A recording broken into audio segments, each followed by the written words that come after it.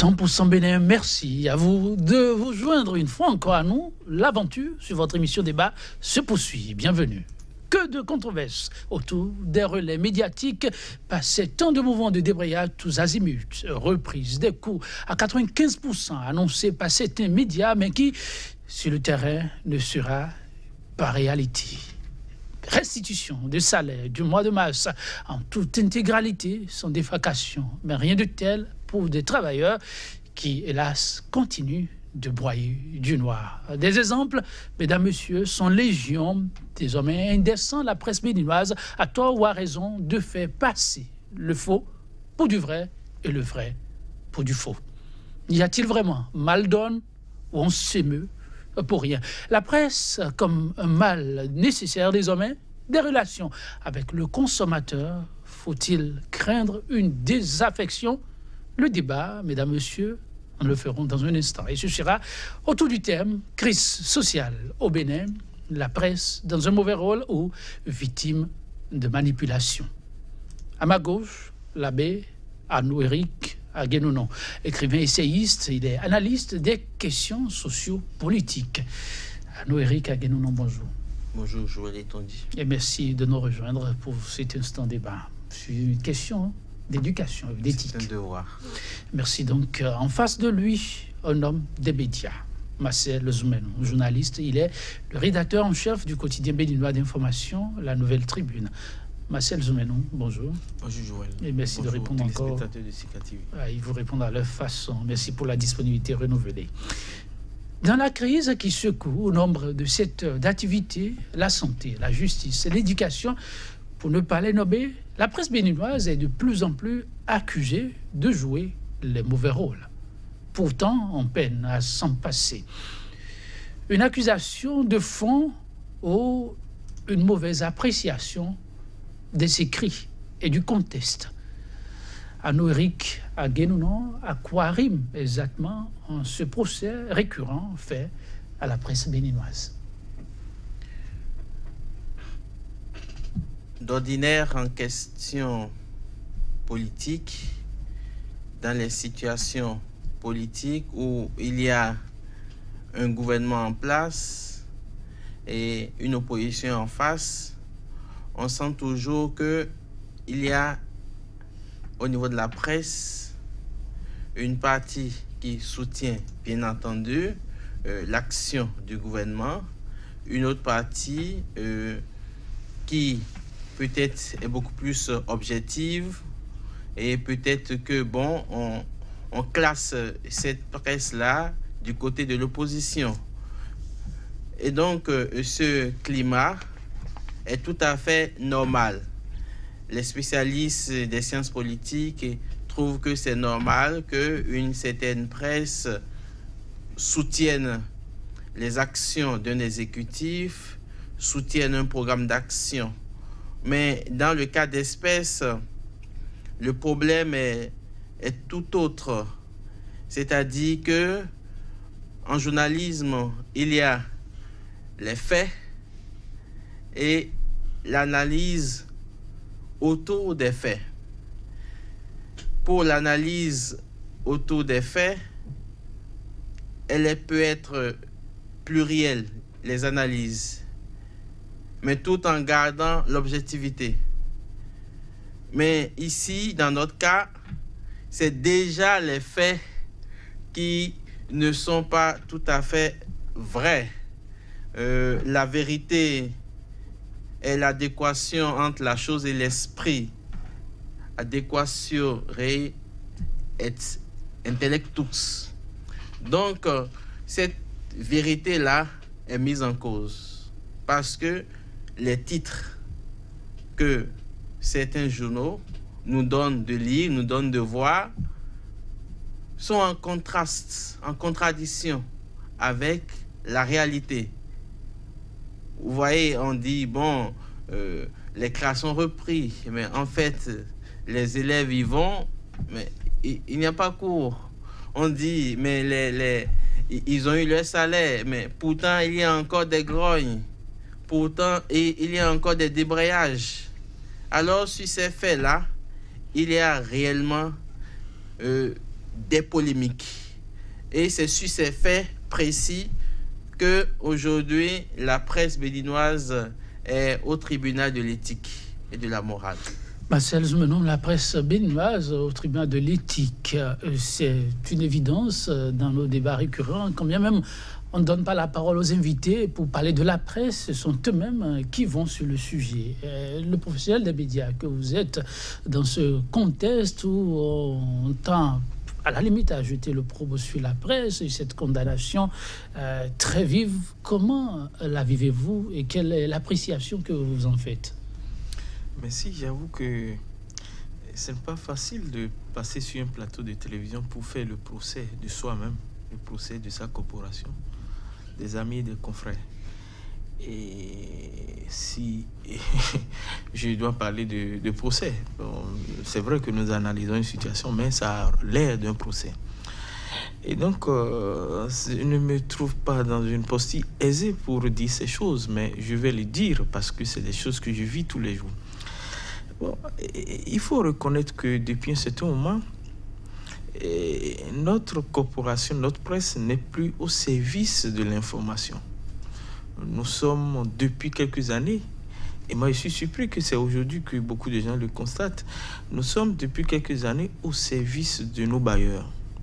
Et c'est ce qui exprime le fait que on voit de plus en plus des informations et qu'on appelle dans le jargon anglophone les fake news, des informations qui ne sont pas vraies, qui ne servent pas la majorité de la population, mais qui ont un intérêt particulier pour ceux qui ont intérêt à les diffuser. Et ceux-là, ce sont les bailleurs de la presse. Et donc, c'est avec beaucoup de la peine que je l'ai dit aujourd'hui que nous sommes en train de dégringoler. Moi, je voudrais attendre le prochain classement de Reporters sans frontières pour voir à quelle place nous nous retrouvons aujourd'hui. Mais sur le plan de la liberté, que le journaliste a de dire ce qui est vrai, de dire ce qu'il pense. Sur le plan de donner une information de qualité, je crois que nous sommes en train de nous éloigner de ce qui est recommandé. Le Bénin est en train de s'éloigner de ce qui est recommandé, et pourtant la matière grise est là, le savoir-faire aussi. Sur les faits, beaucoup de voix s'élèvent appelant à ce que les pendules soient remises à l'heure. Qui pour le faire? En tout cas, Paul Aguenono, dans les faits, est-ce qu'il y a vraiment à s'en émouvoir ou plutôt travailler à retrouver ce qu'on pourrait appeler la normalité? Pour faire court, est-ce que de ces agissements, il y a des conséquences qui méritent tout ce à quoi on assiste aujourd'hui, ou qu'il faut appel à cela? Avant d'aborder les conséquences, je pense qu'il faudrait que nous allions un peu en amont. À la sortie de l'ère dictatoriale, marxiste-léniniste, chez nous, il y a eu la conférence nationale. Juste après cette conférence nationale, il devrait y avoir des lois claires pour cadrer et aider la presse à être une presse autonome, crédible et digne. Et pour ce faire, il devait y avoir, depuis des années, un financement public clair pour la presse et aussi pour les partis politiques. Pourquoi? Parce que quand il n'y a pas un financement public en direction de la presse, je parle de la bonne presse, je parle des quotidiens qui sortent régulièrement ou des hebdomadaires, et il y aurait des critères clairs pour financer cette presse-là. Mais on n'a pas eu une loi claire en la matière, d'où les initiatives privées, d'où le financement privé. Et le bailleur qui baille est d'une tendance donnée, est d'une coloration donnée. Et donc, du coup, cette coloration-là devient quelque peu la ligne éditoriale. C'est ce à quoi nous assistons. Et ces 15 dernières années, on l'a constaté clairement. Mais aujourd'hui, quand on nous parle de la normocommunication, la normopresse, non, nous sommes loin de cette normopresse. On a une certaine liberté de s'exprimer. Mais ce n'est pas cette liberté de s'exprimer qui est en cause, mais c'est la qualité et la manière d'user de cette liberté-là pour que, au cœur de cette liberté, le peuple, la société qui a droit à une information juste, vraie, équitable et solidaire puisse être informé convenablement. Mais ce n'est pas le cas. Et les conséquences sont dramatiques. Des parents qui... Quand vous permettez avec cette ouverture, je veux plutôt avoir la réaction de Marcel Zoumenou avant de revenir sur les conséquences de Marcel Zoumenou. C'est un tableau peint par Eric Aguenon, mais qui hier a été abordé lors des États généraux. Et on a l'impression qu'il y a un peu de piétinement. Est-ce que l'environnement s'y prête pour revenir sur ses préoccupations ou il faut tout revoir, tout remettre à plat? Et vous voulez parler de la question des financements de la presse. Bon, et je voudrais nuancer un peu ce que le P. Aguenon a dit pour dire qu'il y a eu un financement public. Il y a un financement public des organes de presse privés au Bénin. Je crois que c'est depuis le président Kérékou qui a... Je ne me rappelle pas exactement de l'année où on parle d'une cagnotte de 300 millions pour appuyer les organes de presse écrite. Je crois que c'est augmenté à 350 millions depuis la période du président Yahi. Mais le débat autour de ces financements, c'est que l'argent tel qu'il est géré, le financement tel qu'il est géré ne permet pas d'appuyer réellement les journaux.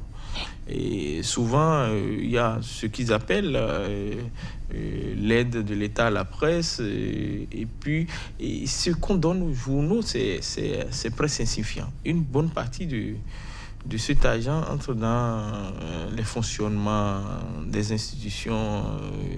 Et même entre-temps, on a parlé de formation des journalistes. Et depuis un certain moment, c'est presque arrêté. Et donc, je crois que s'il y a un travail à faire, d'abord, c'est de revoir la manière dont ce fonds est géré. Mais aujourd'hui, il est évident que la presse ne vit pas, la majorité des journaux ne vivent pas de ce financement parce que les journaux appartiennent ici à des individus, à des personnes privées, ce qui déjà pose un problème dans le modèle économique des journaux qu'on a. C'est-à-dire que c'est souvent un journaliste qui a créé son organe, soit peut-être qu'il a bénéficié du financement d'un homme politique, ou soit peut-être qu'il n'en a pas, et soit il est dans une rédaction, il est frustré et il décide de créer son organe. Et quand il crée son organe, il court comme tout le monde pour rechercher des financements pour pouvoir alimenter son journal. Parce que nous n'avons pas travaillé pour avoir des structures qui appuient la presse. Nous avons tout le temps agité la question d'une imprimerie nationale qui puisse permettre aux journaux d'être dans une même boîte, d'être tirés dans une même imprimerie. Ça n'existe pas. Et il n'y a pas... Donc, le monsieur qui a créé son journal est obligé de courir, de négocier des choses, et il donne la parole dans son journal à celui qui lui a donné de l'argent. Et c'est ce qui explique aujourd'hui que nous voyons des titres qui se ressemblent, des informations qui sont presque les mêmes et qui se retrouvent avec les mêmes titres dans beaucoup de journaux. Et on peut l'expliquer par le fait qu'ils ont le même bailleur, et c'est le bailleur là qui a intérêt à ce que cette information soit diffusée.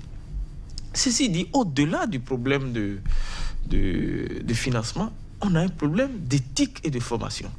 Je le dis parce que moi, j'ai vu des gens venir après moi, j'ai vu des gens qui sont entrés dans le métier par effraction. J'ai vu des gens que je retrouvais sur des lieux de reportage comme photographes et qui, du jour au lendemain, sont devenus journalistes. Certains sont même directeurs de publication aujourd'hui. On a vu des gens qui sont photojournalistes, qui sont devenus journalistes du jour au lendemain, encore que photojournalistes. On a vu des gens qui sont ce qu'on appelle graphistes, monteurs chez nous, qui sont devenus journalistes. On a vu des commerciaux, des gens qui avaient pour rôle de distribuer les journaux, des gens qui avaient pour rôle de recouvrer les recettes des journaux, qui sont devenus journalistes, rédacteurs en chef, directeurs de publication.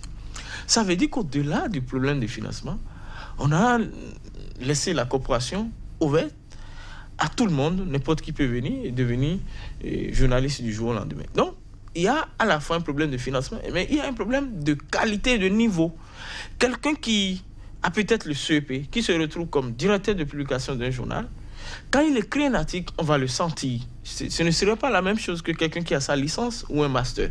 Et donc, on a des catégories de problèmes dans la presse qu'on n'arrive pas à régler ou qu'on a réglé de façon partielle. Et donc, c'est ça qui explique tout ce qu'on a aujourd'hui et le visage que présente la presse, qui fait pitié à nous-mêmes et qui fait pitié à tout le pays, à tout un peuple. Et c'est dommage de le dire, mais c'est la réalité. Eric Laguenou, la plaie, elle est béante, au-delà de ce qu'on peut imaginer. Oui, je remercie M. Zoumenon pour ces précisions du professionnel qu'il est. Je pense bien que la presse est une filière d'occasion. C'est comme ça vous l'inscrivez. Oui, c'est une filière d'occasion pour beaucoup de personnes. Des gens qui ont peut-être niveau terminal ou au niveau BEPC et qui aiment peut-être écrire. Aimer écrire, ça ne veut pas dire qu'on écrit bien. Et donc, on les embauche très facilement dans certains organes qui ne sont pas des organes phares, des organes créés facilement comme ça, et sans formation et sans bagage. Parce que pour être équilibré et pour avoir de la morale, de l'éthique, il faut avoir un certain niveau. Celui qui n'a pas de niveau, celui qui n'a pas un certain niveau, celui qui n'est pas qualifié, n'est pas formé, ne peut pas tenir en face de l'argent. Il ne peut pas tenir en face des sollicitations. Donc, quand on n'est pas assez formé, et on n'a pas ce soubassement-là, parce que la vertu, c'est l'habitude à faire le bien. Quand on n'a pas la vertu, quand on n'a pas une formation intellectuelle adéquate, c'est facile de glisser. Parce qu'on sait que écrire rapporte. Écrire un papier sur telle personnalité, sur telle personne, sur telle situation, ça peut rapporter. Donc, on fait du papier un fonds de commerce. Et ceux qui font ce travail-là, c'est ceux qui peut-être n'ont pas la vocation d'être journalistes. Et on constate qu'il n'y a pas même de diversification. Il n'y a pas de diversité. Et journalistes économiques, combien nous avons les journalistes, bon, beaucoup sont plutôt journalistes politiques. Se prévalent. Il faut nuancer. Se prévalent, c'est vrai. Bon, se prévalent. Donc, des journalistes culturels, scientifiques. Bon. Du travail à faire. Du travail, il y a du travail à faire. Des journalistes d'investigation. Est-ce qu'on en a? Parce que quand on voit les titres sont purement politiques. On peut avoir des titres sur des questions sociales, sur des questions culturelles, sur des questions éducatives. Mais on écrit pour plaire et pour que le papier écrit rapporte. Et comment ça se vit dans la société? C'est vous qui êtes proche des populations. Il y a un certain retour dans ces écrits qui, pour plus d'un de plus en plus, vraiment déçoivent. Personnellement, j'aime le journalisme et j'aime les journalistes, surtout ceux qui se font bien. J'ai beaucoup d'amis journalistes. Depuis le collège, j'aimais lire les journaux. Et il est facile de distinguer un bon article d'un mauvais article. Le peuple aussi a un regard mitigé, un regard qui n'est pas reluisant sur les journalistes. Et on se dit, mais le journaliste, il aime l'argent. Le journaliste, il écrit pour l'argent. Le journaliste n'écrit pas pour diffuser une information vraie, pour former l'opinion, pour éclairer l'opinion. Il écrit sur son mentor, il écrit sur son bailleur, et voilà, et il ouvre des brèches à ce bailleur-là.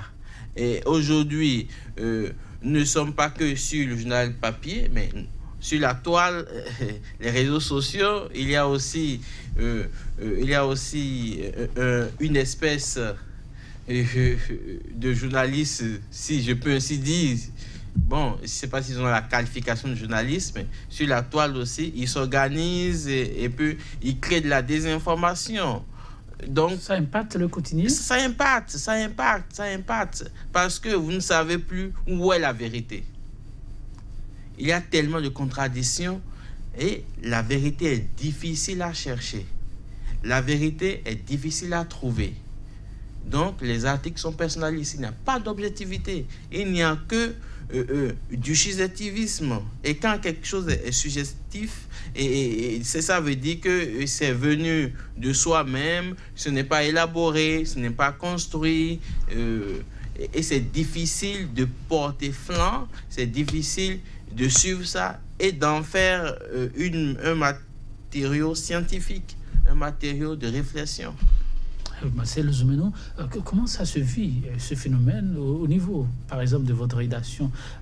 Ça impacte vraiment le travail au quotidien ou ça reste un phénomène dont le revers de la médaille vient sporadiquement? On constate une plainte par ici et puis c'est vite oublié.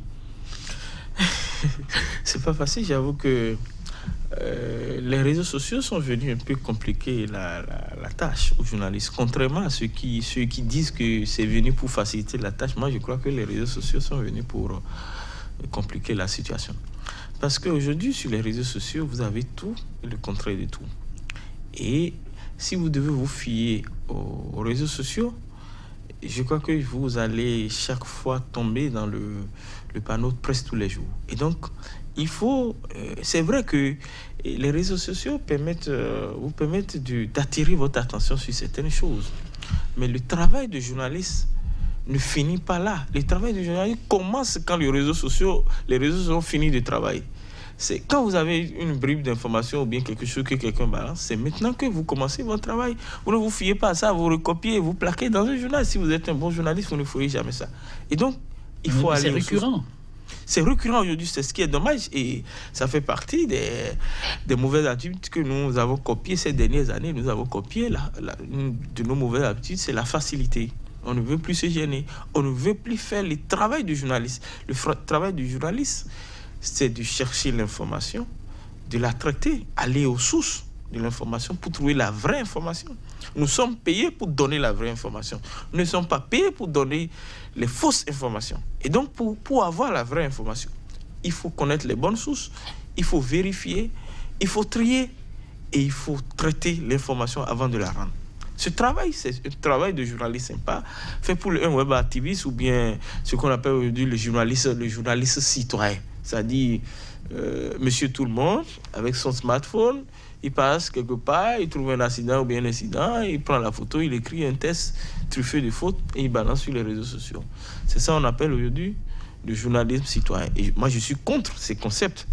C'est des concepts nouveaux que les nouvelles technologies nous amènent, mais moi, j'ai toujours mes réserves par rapport à ça. Et donc, c'est un travail de fourmi qu'il faut faire. C'est un travail de professionnel. Et ce travail de professionnel, comme je le disais tout à l'heure, disparaît aujourd'hui des journaux. Ceci est d'abord lié, comme je le disais tout à l'heure, à un problème qu'il y a abordé, le problème de formation. Mais au-delà du problème de formation, il y a le problème de moyens. Et là, je vais revenir toujours sur le modèle économique des journaux. C'est la plupart des journaux ont des difficultés pour même vérifier des informations. Et donc, parce que pour vérifier une information, sur une seule information, tu peux avoir à consulter 5, 6, 7, même une dizaine de sources avant d'être sûr de ce que tu veux dire. Ce travail ne se fait plus assez parce que les journalistes manquent souvent de moyens et manquent aussi de temps pour le faire. Et donc, si vous voulez faire du sensationnel, je crois que pour ceux qui lisent nos nouvelles tribunes, on n'est pas toujours dans ce qu'on appelle scoop, l'information de dernière minute ou bien l'information chose chaude. On n'est pas toujours dans cette optique. On prend le temps de vérifier. Quand on vous dit, par exemple, je donne l'information que depuis avant-hier, on a dit la directrice générale du port autonome de Cotonou et le commandant du port ont été limogés. Oui. Et pour certains journaux, ça suffit pour faire de l'information. Mais pour nous, nous devons chercher à savoir pourquoi ils ont été limogés. Et voilà tous les éléments autour de cette information. Et pourquoi? Parce qu'aujourd'hui, on sait qu'il y a une structure privée qui s'occupe d'administrer le port. Est-ce que c'est dans le cadre de ce contrat qu'ils ont été remerciés? Il faut chercher à le savoir. Ou bien ont-ils commis une faute? Bon, si vous n'avez pas fait tout ce travail, vous ne pouvez pas, du coup, balancer une information que vous avez. Donc, il y a beaucoup de choses à faire. Et donc, choisir de faire de l'information, c'est une option aujourd'hui. Et il faut choisir son option. Ou soit vous choisissez de désinformer, d'être dans ce que tout le monde fait aujourd'hui, aller sur les réseaux sociaux et colporter des informations. Je voudrais dire quelque chose pour finir l'information qui m'a fait rire. Il y a de cela quelques mois, les réseaux sociaux ont nommé quelqu'un comme préfet du département des collines. Vous n'êtes pas sans savoir que celui qui était à ce poste est décédé en temps. Et donc, on était là quand... C'était vacant. Voilà, et on a annoncé que... Les réseaux sociaux ont annoncé que quelqu'un a fait chose. Donc, tout le monde a cru. Certains journaux l'ont même relayé. Le monsieur que les réseaux sociaux ont fait nommer préfet est allé maintenant au ministère de la décentralisation pour demander l'acte de nomination. Et bon, le cadre qu'il avait a dit mais qu'il n'en a pas connaissance de se rapprocher du ministre. Et c'est quand il s'est rapproché du ministre que le ministre dit que lui-même est surpris que c'est les réseaux sociaux qui l'ont informé que quelqu'un a été nommé préfet et que lui il n'y a jamais eu un acte qui a nommé quelqu'un préfet. Et donc, le préfet nommé par les réseaux sociaux et le ministre ont été tous... Donc, voilà ces choses qui se passent, c'est des choses ahurissantes parce que nous ne faisons pas un minimum de prendre nos téléphones pour appeler, pour vérifier. Parce que les ministres sont là, le ministère est là. On ne peut pas nommer quelqu'un préfet sans qu'un ministre n'ait pris un acte administratif. Et donc, vraiment, c'est désolant et c'est dommage de voir que notre corporation est en train de laisser carrément le métier de côté pour faire autre chose. Le métier laissé de côté, c'est aussi des populations sacrifiées. C'est aussi toute une société en difficulté, Eric Aguenouma, et il y a urgence à revoir les paradigmes dans ce sens. Oui, bien sûr, bien sûr. Vous savez qu'il y a le règne de l'argent qui a commencé depuis plus d'une dizaine d'années. Et quand il y a le règne de l'argent, c'est que toutes les valeurs et les vertus sont bâclées et sont malmenées. Donc il y a renversement des valeurs. On n'a plus la valeur du travail. Vous prenez un médecin. Aujourd'hui, on parle de la médecine des riches. Si vous n'avez pas un certain niveau, un certain revenu, vous ne pouvez pas bien vous soigner. Si vous prenez le journalisme, bon, il n'y a plus de vrais journalistes. Il n'y a plus de vrais papiers. Vous allez aussi, vous prenez toutes les corporations, c'est pareil. Et donc, l'argent qu'on veut gagner à tout prix fait qu'on ne fait plus bien son travail. Le travail qui est à faire, on trouve que si je le fais bien, je ne vais pas gagner assez bien. Et pour gagner très bien, je dois faire mal, je dois écrire mauvais papier, je dois être à la solde de quelqu'un. Eric Aguenouma, ça reste le procès de l'argent et on l'a suffisamment souligné, beaucoup le soulignent. Pourtant, il ne faut pas baisser les bras, il faut pouvoir agir. Et dans le cas d'espèce et face au drame, c'est vrai, on n'en a pas suffisamment parlé, les conséquences sont énormes. Je vous rapporte au passage quelques frustrations de parents qui nous ont saisis. Ils ont envoyé les enfants pour aller à l'école. Quand on leur a dit que l'école a repris à 95%, ils ont été surpris de découvrir leurs enfants par les postes téléviseurs qui étaient en train de marcher, protester, demandant la reprise des classes. On pourrait découvrir des choses encore plus graves. Alors aujourd'hui, comment situer les responsabilités? Que faire pour éviter que le mal ne va s'aggravant? L'insécurité est à la fois morale et physique, parce que la vérité est morale. Quand vous dites que les classes reprennent et que les parents croient et envoient leurs enfants, cette insécurité morale qui fait que les enfants sont sortis de la maison tombe dans l'insécurité physique. Et vous savez tout ce qui se passe aujourd'hui. Et donc, ce contexte-là est un contexte dramatique, destructeur. On sait déjà que le niveau du système éducatif aujourd'hui n'est pas très brillant. Moi, je suis enseignant, je vois la qualité de mes étudiants, alors que nous faisons passer un test pour qu'ils viennent au séminaire. Mais je vois le niveau. Et si déjà ce niveau est en question, est en difficulté, et que les enfants sont laissés à eux-mêmes jusqu'à réclamer la reprise des classes, je pense que le problème doit être pris en considération. Qui prend alors le problème en considération? C'est la grosse interrogation. Que l'exécutif prenne ses responsabilités. Parce que dans il y a responsabilité à prendre au niveau de l'exécutif? Bien sûr, il y a des responsabilités à prendre. Il faut arriver au consensus. Et sans arriver au consensus avec les centrales syndicales, il n'y aura pas reprise.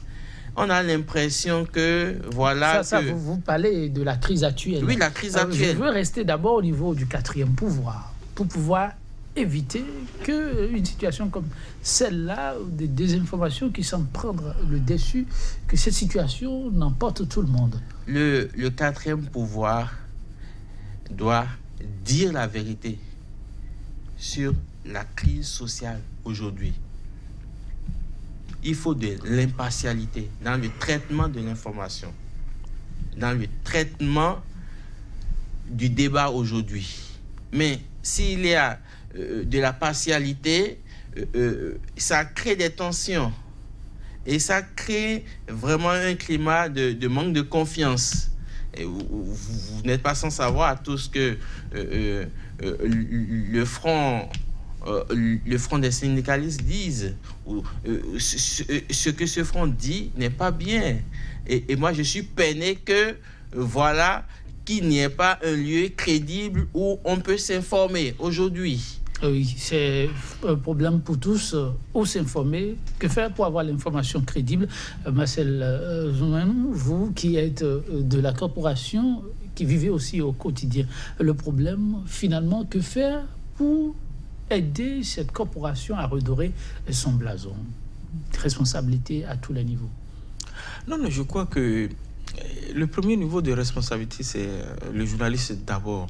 Je crois que on doit avoir le courage de se regarder dans les miroirs, parce que si vous exercez un métier, vous devez savoir qu'un métier a des règles. Un métier, le nôtre, a une déontologie. Et il y a un code de déontologie. Et le code de déontologie interdit certaines choses. Le code de déontologie interdit, par exemple, de ne jamais publier une information dont la source n'est pas vérifiée, de ne jamais publier une information qui n'est pas vraie. C'est écrit blanc sur noir dans le code. Alors que faisons-nous du code? Est-ce qu'on travaille? C'est pourquoi je dis, on ne fait plus du journalisme au Bénin. Je suis peiné de le dire. C'est vrai que tout le monde n'est pas encore gangréné. Il y a encore une petite portion de gens qui résistent. C'est une petite portion. Qui résistent à tous les avatars, qui résistent à toutes les pressions. Il y a cette race de journalisme en voie de disparition qui continue de résister, mais la grande masse est déjà atteinte. Parce que je dis, on ne peut pas faire ce métier, comme je le disais tout à l'heure, sans avoir le code de déontologie sous nos yeux. Le code de déontologie interdit certaines choses, on ne peut pas faire ça. Le deuxième niveau de responsabilité, c'est les patrons de presse aujourd'hui.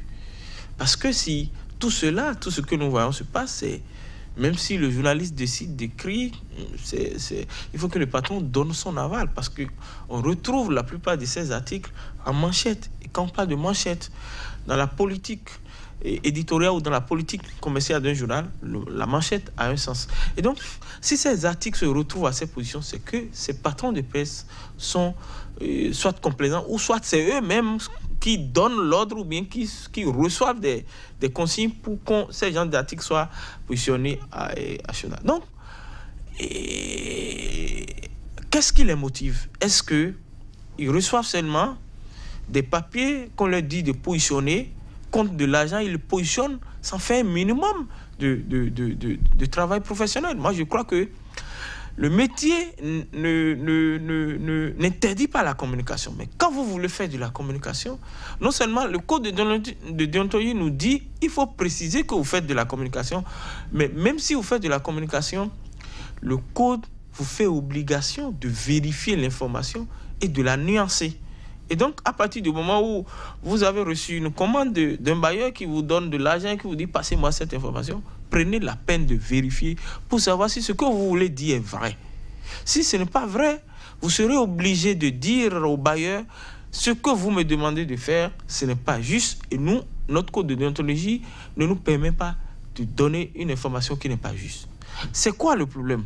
Vous recevez un article qui vous dit l'IMP, l'intersyndical de la maternelle et du primaire a levé sa motion. Et on vous demande de dire que, à partir du fait que l'intersyndical de la maternelle et du primaire a levé sa motion, il n'y a plus de grève dans les écoles, l'école renaît, les classes sont ouvertes. Est-ce que il faut chercher en tant que journaliste à savoir quelle est la proportion que représente cette intersyndicale dans la masse de tous les syndicats qui font la grève? C'est ce genre de questions. Et deuxième chose, quand même l'intersyndicale a levé sa grève, est-ce que vous avez envoyé des journalistes sur le terrain pour constater si cette suspension de grève a eu un impact sur les classes? Et c'est ce travail que les journalistes ne font plus. Ils s'en tiennent simplement à l'information qu'on leur demande de publier, ils publient et ça arrête là. Et nous, à Nouvelle Tribune, chaque fois, si vous faites attention à nos parutions de ces derniers jours, nous avons chaque fois que un syndicat lève sa motion, quand l'IMP l'a levé, on a fait ce travail pour aller dans les écoles primaires pour voir l'impact.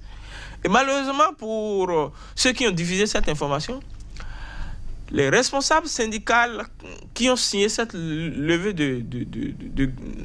qui ont signé cette motion de levée de grève ont été désavoués tous. Certains ont été même suspendus par le syndicat originel. Et donc, on a constaté que leur levée de grève n'a eu aucun impact sur les classes.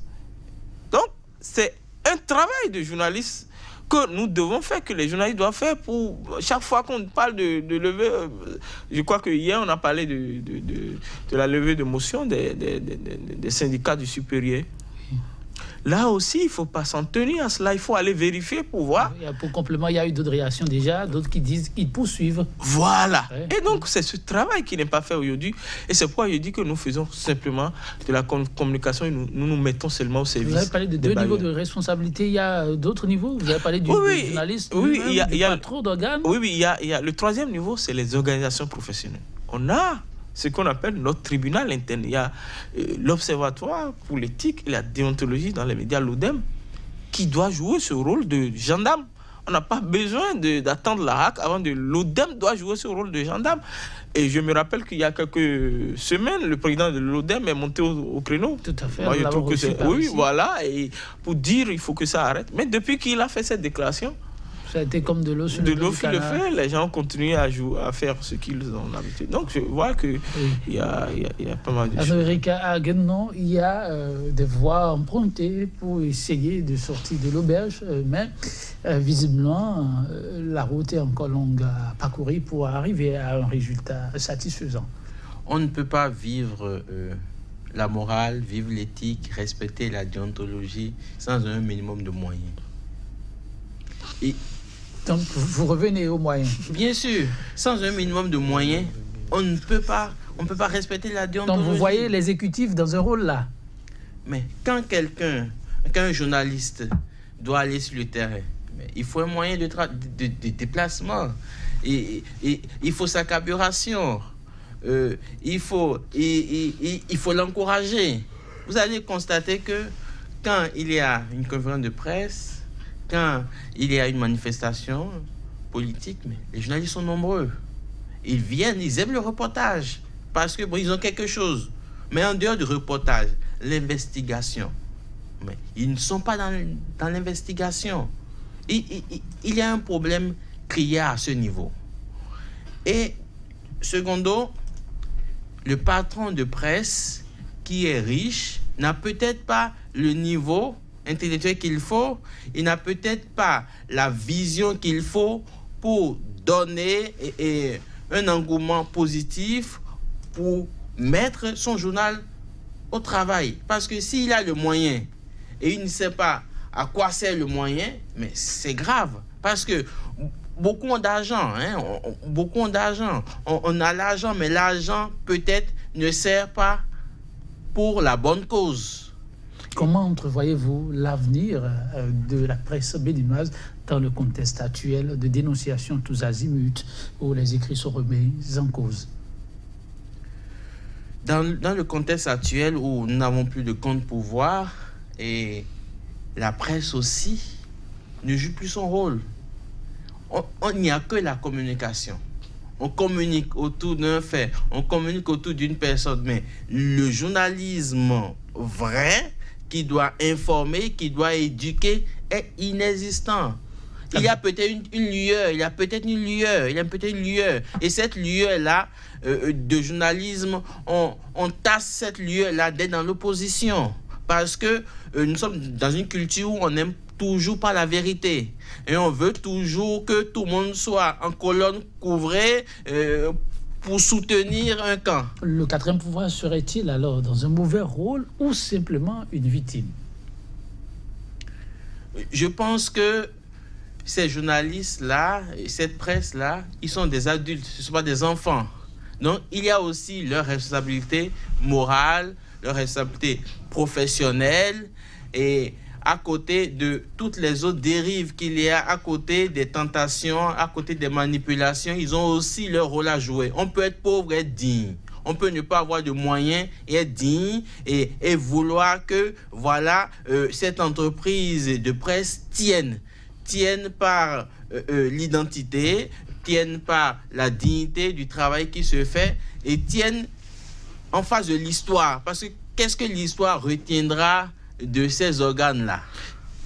Marcel Zoumenou, de la corporation, il y a encore de l'espoir ou tout est perdu déjà? Non, il y a de l'espoir. Et pour répondre à la question que tu as posée, je voudrais répondre à cette question pour dire nous ne sommes pas victimes. Nous sommes dans un mauvais rôle. Parce que c'est quoi? Ah bon? Oui, nous sommes dans un très mauvais rôle. Et je vais vous expliquer. Nous travaillons chaque fois pour discréditer la presse auprès même des bailleurs. Je donne un exemple. Vous avez vu depuis quelques années, ces 10 dernières années, la posture que l'INAMAB a prise. Je voudrais prendre l'exemple de ce syndicat. Ça dit, à chaque fois, le gouvernement tente d'aller sur le terrain. Les gens réagissent en même temps pour dire non, non, non. Et quand ils commencent les grèves, unanimement, c'est suivi. Ça, c'est une corporation qui est debout. Si vous acceptez tout ce qu'on vous envoie, vous consommez tout, vous prenez tout l'argent qu'on vous donne, vous serez vous-même discrédité, personne ne vous prendra au sérieux. C'est ce qui nous arrive aujourd'hui, parce que si l'homme politique envoie l'argent plus un article, et tu lui dis, selon les règles de notre métier, on ne peut pas l'écrire comme ça. Si tu lui dis, il va dans un journal, un autre journal, et on lui dit la même chose. Il va dans un troisième journal, on lui dit la même chose, il finira par savoir que, merci, type, Marcel il n'accepte pas de merci à vous, Eric Haddo. À Guélounon, mesdames, messieurs, vous l'avez compris, il s'agit d'une petite fenêtre sur une corporation sur qui beaucoup comptent. Le quatrième pouvoir qui a beaucoup à apporter, mais depuis peu en mal de crédibilité. Cette émission vise non à apporter, jeter de l'opprobre sur une corporation, mais plutôt à apporter une petite contribution en vue d'un assainissement si ceci peut être possible. Mesdames, Messieurs, 100% Bénin, ce sera tout pour l'émission du jour d'écrivain français Georges Bernanos pour y mettre un thème. L'avenir est quelque chose qui se surmonte. On ne suit pas l'avenir, mais on le fait. Merci à vous pour votre aimable attention. À très bientôt.